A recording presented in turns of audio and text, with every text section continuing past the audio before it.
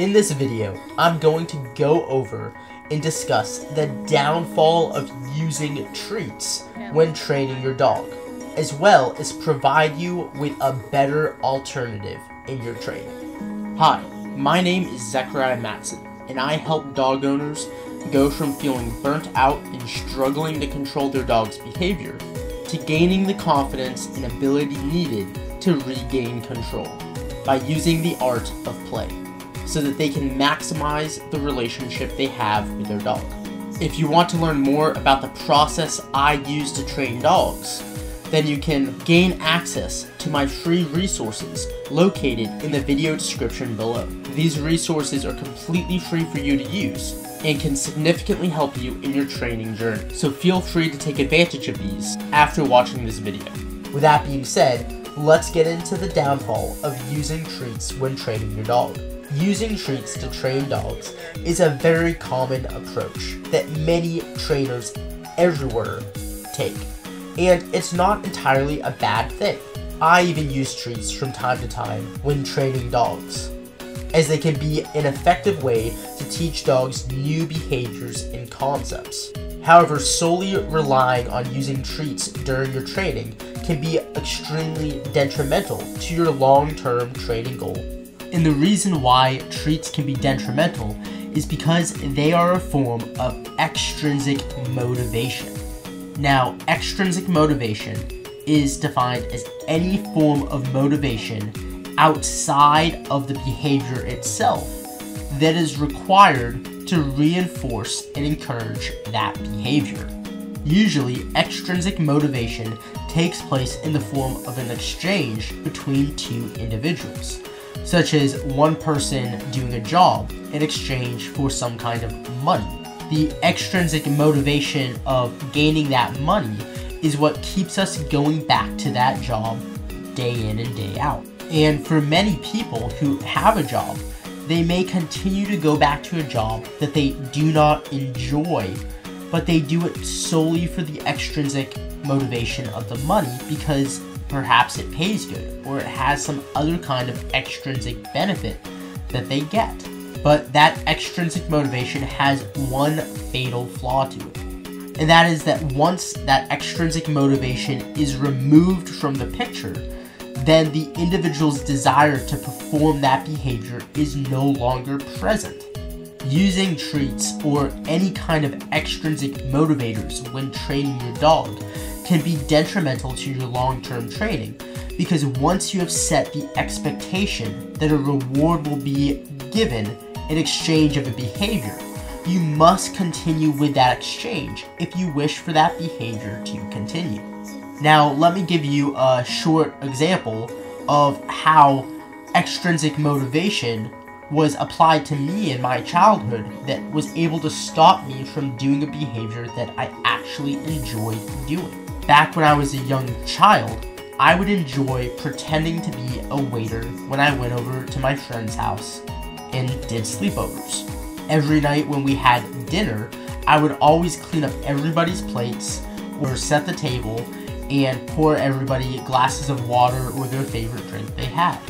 I would do this behavior because I enjoyed pretending to be a waiter. That was something that I naturally liked doing. There was one time that I distinctly remember that I was pretending to be a waiter, and all of my friends got together and decided to pay me in tips for my service of being a waiter.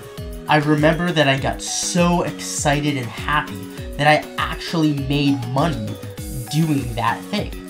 The next time my friends came over for a sleepover, I decided that I was gonna make a lot of money. So when dinner came around, pretended to be a waiter again, and I served everyone, gave everyone their drinks, and did their plates and served their food. And I just couldn't stop thinking about all the money I was going to get for pretending to be a waiter with my friends. Well, that one time that I got paid was just that. It was a one-time thing. The next time I pretended to be a waiter, none of my friends gave me a single cent. Once I realized I wasn't getting paid for pretending to be a waiter, I became extremely discouraged. And that was the last time in my childhood that I remember pretending to be a waiter and serving my friends. Now, this was a behavior that I loved doing. I loved pretending to be a waiter and serving my friends.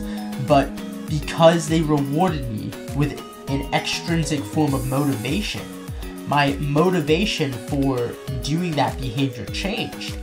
And then once they stopped with that extrinsic motivation, I no longer had a desire to do that one thing. This same principle can be used very effectively in dog training. In fact, in many cases, I will actually reward a dog for behaviors that I don't want them to do, so that I can create this expectation that they will get paid for doing that behavior. And then once that expectation has been created, I then take away the food and no longer reward them for that behavior. Using treats and other forms of extrinsic motivation in this manner can be an extremely effective method. And this is exactly why I try to stay away from using extrinsic motivation in a lot of the training that I do with my own dogs and my clients' dogs. Rather than using extrinsic forms of motivation in training, I prefer to use what is called intrinsic motivation, which is the exact opposite of extrinsic motivation.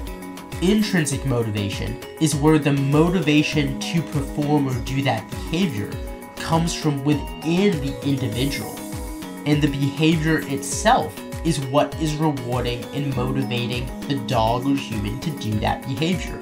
Training using intrinsic forms of motivation leads to long-term results in the training process. This is because the dog learns to love the behavior, and the dog actually performing the behavior is the reward itself.